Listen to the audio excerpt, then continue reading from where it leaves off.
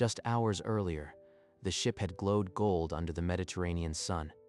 Now, at midnight, the dream had curdled. Charles Reeves stepped out of his empty stateroom into the silent corridor. His wife Patricia had vanished after dinner without a word. The divorce will be quick, I promise. His hand tightened around the small frame in his pocket, the 40th anniversary photo he had planned to give her tonight. He is completely unaware, Frank. By Santorini, I will have filed the papers. Through the narrow gap in the door, Charles glimpsed two figures, a woman's silhouette, a man's hand on her shoulder. And the settlement? Half of everything. He will not contest it. The photo in his pocket felt like a stone. He turned it face down, his jaw tightening as the gold band bit into his finger. He did not knock. He just turned and walked back through the quiet corridors. In the dark cabin, the anniversary photo lay face down on the nightstand, and outside, the sea was endless.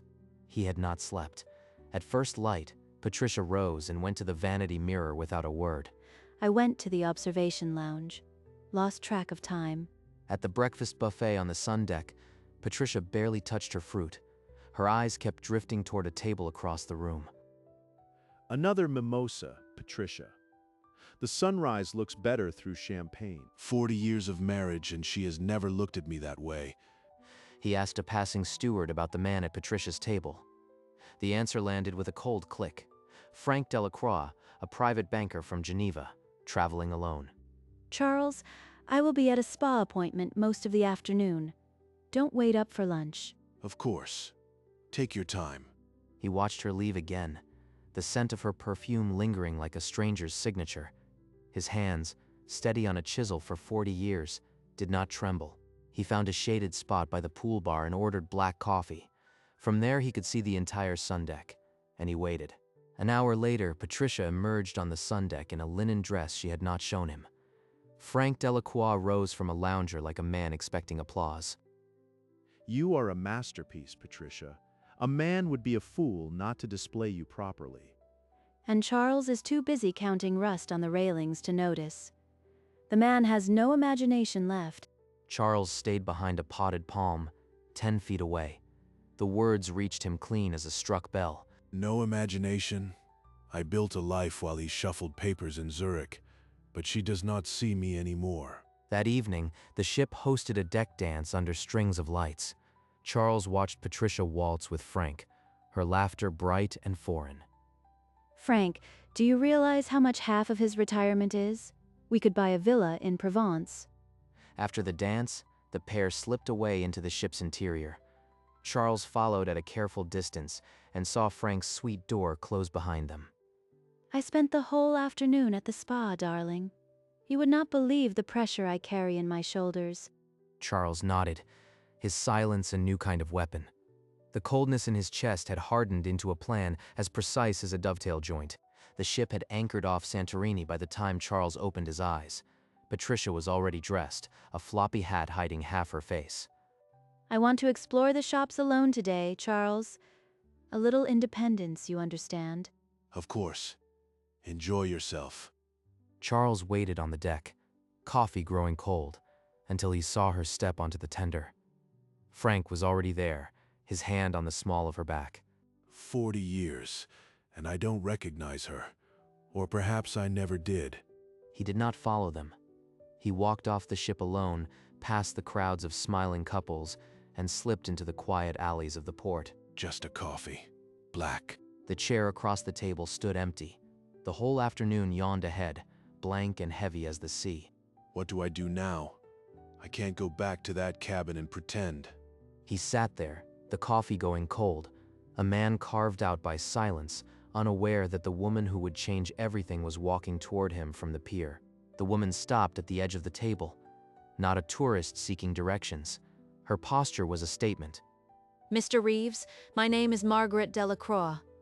I believe we have a problem in common. I don't know you. How do you know my name? I have been following my husband, Frank, for 6 months. Tonight, he is walking the caldera with your wife. The words landed with the weight of a mallet. The banker's wife. She had been tracking him from the start. She gestured to the empty chair, her movements precise, and sat without waiting for an invitation. I have hotel receipts, photographs, a list of 7 other women. He builds a collection in every port. 7 other women. Patricia is just another entry in his ledger. I am not here to cause a scene, Mr. Reeves. I am here because we can help each other. For the first time in 5 days, Charles felt the weight of solitude lift, replaced by the sharp edge of purpose. The woman didn't waste a moment. She drew a thick manila envelope from her leather bag and set it on the table. I hired professionals on 3 continents. He believes he is invisible, but carelessness leaves a trail. She opened the flap and slid out a stack of glossy photographs, the kind that come from a telephoto lens. Hotel receipts in 4 languages, a printed list with 7 names, and a timeline spanning 18 months scattered across the table. The list was longer once. Some women walk away quietly. Others demand explanations no one will give. Charles's hand stopped on a photo of Patricia and Frank emerging from a cafe in Barcelona, a date he recognized from last spring. She told me she visited her sister that weekend. I drove her to the airport. In Venice, she used your credit card for the room. He uses the women's money as a screen. She is paying for her own affair. Charles picked up the Barcelona photo, the paper trembling slightly in his calloused grip, and stared at the dates stamped in the corner. The evidence didn't just confirm the betrayal, it rewrote the history of his marriage, one photograph at a time, leaving no memory untouched. There is a captain's farewell dinner on the final evening. Everyone dresses. Everyone performs the happy family. I will attend. And what exactly will you do when you get there? I will lay these photographs on the tablecloth, tell everyone who he is, and then hand him a Swiss court summons that freezes every asset in his name. Charles felt the temperature of the airdrop. This was not a wounded wife seeking sympathy. This was a precision strike. She will be humiliated in front of strangers. No villa, no half of my retirement. Just ashes. All I need from you, Mr. Reeves, is your silence. Do not warn her. Do not question her. Simply be at that dinner. 40 years. And it ends with me sitting at a dinner table, watching her world collapse. I will be there, and I will not say a word. Margaret extended her hand. Charles shook it, the grip of 2 strangers who understood each other better than their spouses ever had. They walked back toward the pier in tacit agreement, 2 silhouettes against the whitewashed alleys, already counting the hours to the farewell dinner. Charles climbed the gangway alone. The afternoon light was soft, but the weight of the deal he had just struck turned every step to lead. Charles, I found the most wonderful linen shop. I was thinking, maybe we could redecorate the guest room when we get home. That would be nice. We can talk about it when we're back. The lie tasted like copper. She hummed as she dressed for dinner, while Charles stood by the window, watching the sea swallow the sun. I really think this trip has been good for us, Charles. Like a fresh start. There is no us anymore. She's just practicing for an audience. From across the dining room, Frank Delacroix raised a whiskey glass in a quiet toast, his smirk aimed directly at Charles. He has no idea. None of them do. Tomorrow night, that smirk will be a photograph on a dinner table. Charles finished his wine in one long pull and set the glass down with a quiet finality. Then he stood, feigning a headache. The night sealed over the ship, and in the silence of his cabin, Charles stared at the ceiling, counting down the hours until the farewell dinner. Charles woke to Patricia's hand on his shoulder, her voice trying for warmth. Let's have breakfast together. Just us. We haven't done that in days. I need some air. I'll take a walk on the deck. He left her standing by the mirror, the mask of concern already slipping from her face like cheap paint. 40 years I built us a life, and she's trading it for a man who collects women like stamps. The deck stretched empty under the morning sun. He walked to the railing and stared at the endless water, the salt air sharp in his lungs. When he returned to the cabin hours later, a small cream envelope lay on the floor just inside the door, as if slid there in a hurry. Margaret. He picked it up, the paper stiff with purpose, and read the single handwritten line, the letters precise as a blueprint. Tomorrow, 8 p.m. M. The afternoon light slanted through the cabin window. Patricia stood at the open wardrobe, a silver dress over her arm. I've been saving this dress for a special occasion. Tonight feels perfect. She's dressing for a victory she hasn't won. Tomorrow morning she thinks she'll be free. Charles said nothing. He laid out his dark blazer and pressed it, smoothing the lapels with a carpenter's care. In a few hours, this room will be a tomb. But I'll walk in as if I still believe. When we get home, Charles, maybe we should sell the house.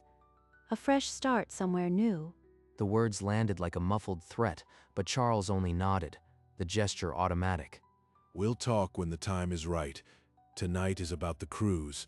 He checked his reflection, then offered Patricia his arm.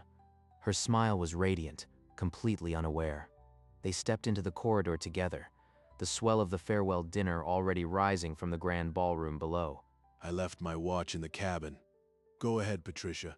I'll catch up. As she disappeared into the crowd, Charles stepped back into the empty cabin. The phone receiver was already off the hook, a sharp whisper hissing through. Frank began moving funds this afternoon. By midnight, the Geneva accounts will be empty, unless I serve him first. So she was never going to get a penny. He was going to bleed both of us dry. The court summons will freeze everything the moment it lands on that tablecloth. She won't walk away with a cent, neither will he. 40 years, and this is what she chose. If she ends up with nothing, that's her math, not mine. The envelope Margaret had mentioned felt like a stone in his mind, but the pity that flickered in his chest lasted only a breath. I won't warn her. I gave her 40 years of my life. Tonight she'll see what a quiet man can do when he stops being quiet. Then we are agreed. I'll see you at the table, Mr. Reeves. Wear a calm face.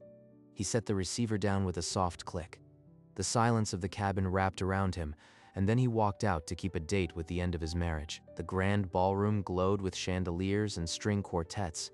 Charles paused at the threshold, his eyes scanning the sea of formal wear.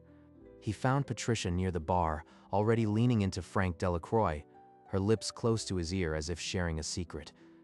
Just one more night, then we're free. Then Geneva. I've already arranged the transfer. Geneva. The empty accounts. She's buying a ticket to nothing. The last trace of hesitation drained from his face, his jaw set like cured oak. Frank caught his eye and raised a champagne flute with that practiced smirk, a private toast between conspirators. Toast while you can. In an hour you'll be holding a court summons, not a champagne glass. He walked toward the table, his stride unhurried, his face a mask of calm. But beneath the linen shirt, his heart beat a slow, deliberate countdown, and he was ready. Charles settled into his chair at the long white-clothed table, the hum of conversation and clinking silverware filling the ballroom. His eyes never left the entrance. To a magnificent voyage and the friends we have made. May your memories of this cruise last a lifetime. Patricia glowed, leaning across Charles to clink glasses with Frank. Her laughter rang bright and false. Charles cut into his fillet with mechanical precision, each chew a silent metronome.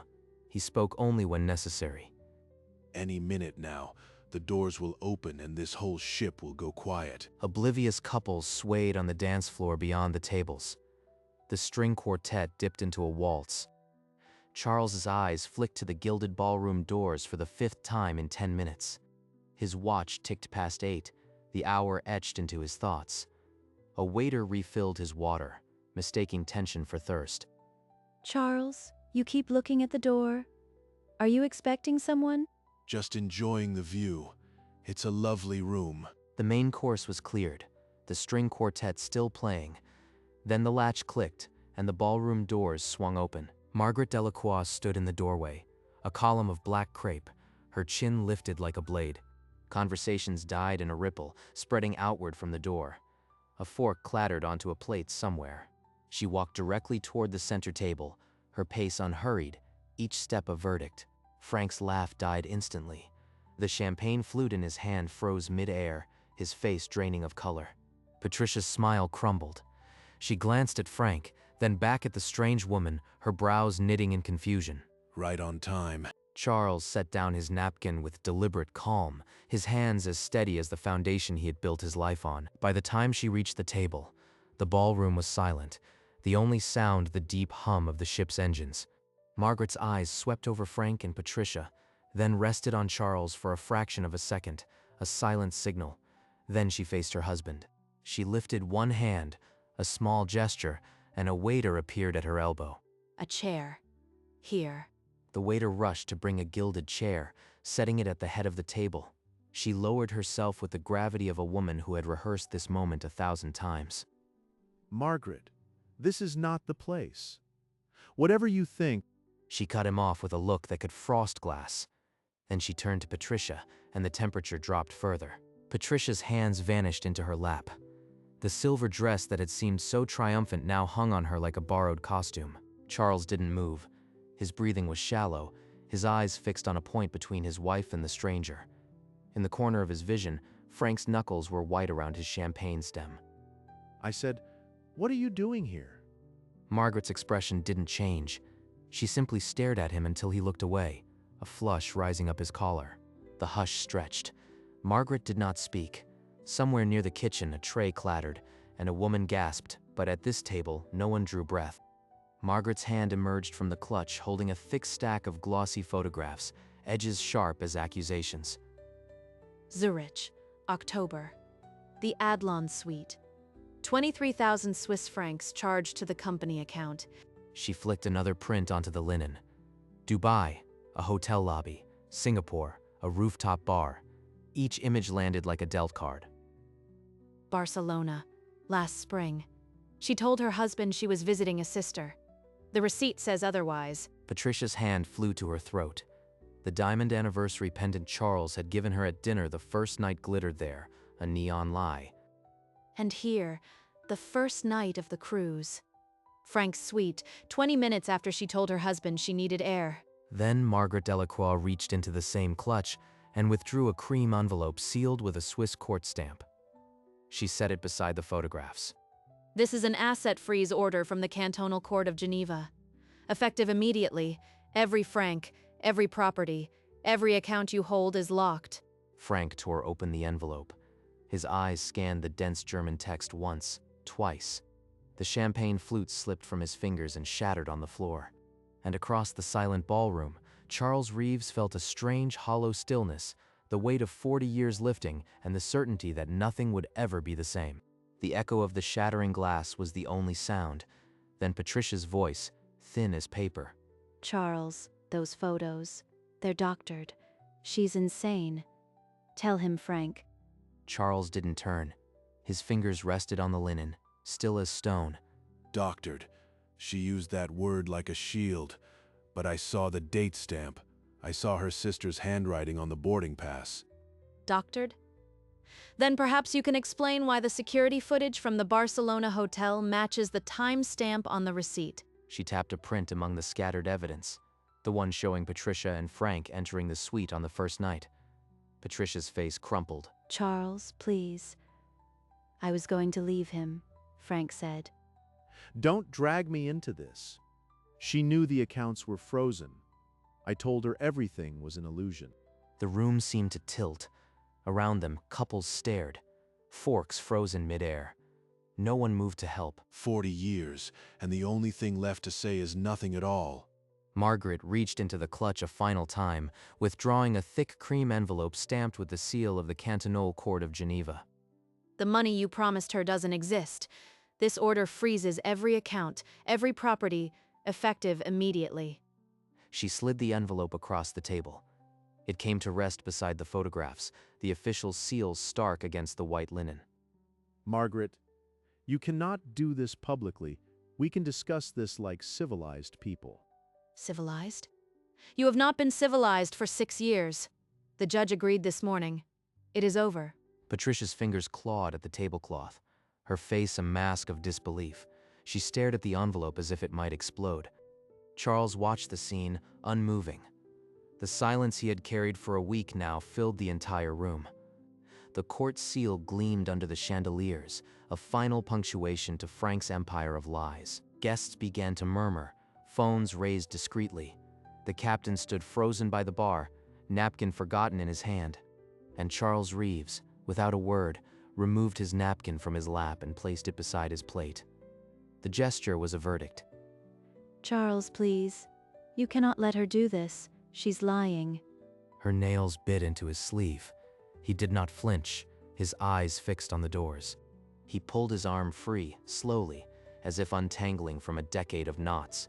Then he stood, the chair scraping back, the sound like a gavel in the hush.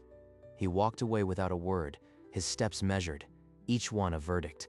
Behind him, the captain cleared his throat. No one else dared breathe. Patricia's voice cracked. Charles, but the name bounced off his back. He did not turn. His shoulders set. He was already beyond reach.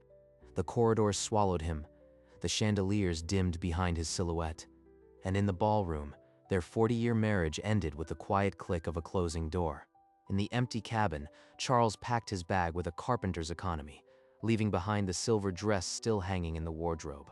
He paused at the nightstand where the anniversary photo still lay face down. 40 years, pressed into a frame. At first light, he walked down the gangway alone, a duffel slung over his shoulder, the morning mist swallowing the ship behind him. The ferry to Piraeus carried only a handful of passengers. He drank black coffee on the open deck and said nothing to anyone. At the airport, he bought a single ticket. The check-in agent asked if he was traveling alone, and he nodded without a word. The plane lifted into the clouds. Somewhere over the Alps, the sleeve of his linen shirt caught a tear he hadn't noticed. He did not wipe it away. He just stared at the wing, and the sea below, and the years he could not get back. His truck was waiting in the long-term lot, the only vehicle left under a flickering lamp. He climbed in. The engine turned once, and he was homeward. The driveway gravel crunched under the tires. The house stood dark, the mailbox flag still up, a newspaper yellowing on the lawn. Charles stood on the porch, the key cold in his palm. Inside, silence. A life he would have to rebuild, one board at a time. He walked through the quiet house to the mantel, picked up the wedding portrait of a young couple 40 years gone, and laid it face down on the table. Then he turned to the closet and began filling boxes. Evening gowns, silk scarves, a jewelry case that clicked shut like a coffin. He piled them on the curb without ceremony, the labels reading Patricia in his own handwriting, the letters already fading in the afternoon sun. Back inside, he unboxed a new deadbolt, the brass still cold from the hardware store bag, and knelt at the front door. The drill whined as he bored out the old cylinder. Wood dust fell in slow spirals, and then the new lock clicked into place. He turned the new key, listened to the bolt slide home, and stood in the quiet of a house that was finally his alone. He walked to the workshop, flicked on the bare bulb, and pulled the dusty canvas off a half-built rocking chair he had abandoned 2 summers ago. The oak still smelled of promise. He picked up a plane, tested the blade, and set it to the rocker with the same hands that had framed this house. Wood curled away in thin ribbons, hitting the floor without sound, and for the first time in weeks, his shoulders unhitched. On the bench, his grandfather's toolbox bore the carved initials CR, half hidden under a layer of dust that he finally brushed away. Days later, a vibration hummed on the workbench. "It is done. M." He read it once, set the phone face down, and walked out of the workshop without a sound. In the kitchen, he poured a mug of black coffee, then pushed open the screen door to the porch. The evening sun bled orange across the horizon, and he lowered himself into the old wooden chair his father had built. The coffee cooled between his palms and he didn't stir. No thoughts crowded in. The only sound was wind moving through the oaks, and somewhere a cardinal calling. The sky deepened to violet, and he remained, a small figure against the fading light. Behind him, the house settled into dusk, the new lock gleaming faintly on the front door. And somewhere across the sea, an empty cruise ship sailed on, its ballroom silent, its dance floor dark.